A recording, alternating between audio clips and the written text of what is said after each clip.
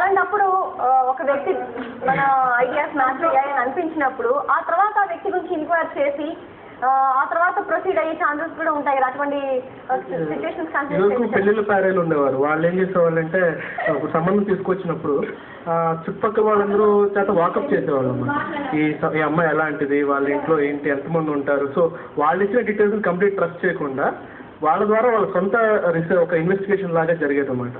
So ఇంటర్నెట్లో అది missing ఉంది. చిన్న పాయింట్ మిస్ అవుతుంది.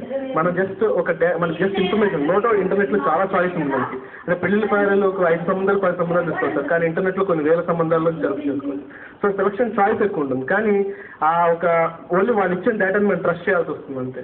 సో మొత్తం మీద మీరు చెప్పేది ఇంటర్నెట్ మ్యారేజెస్ అన్నవి అంత ట్రస్ట్వర్దీగా ఉండవు, వాటి సక్సెస్ రేట్ అంత బాగుండదు అని ఫీల్ అవుతున్నారు. అయినప్పటికీ ఈ కాలంలో ఇంటర్నెట్ మ్యారేజెస్ ని చాలా మంది ప్రిఫర్ చేస్తున్నారు. ఎవరెవరు ప్రిఫర్ చేస్తున్నారని బ్రేక్ తర్వాత మాట్లాడుతున్నాం.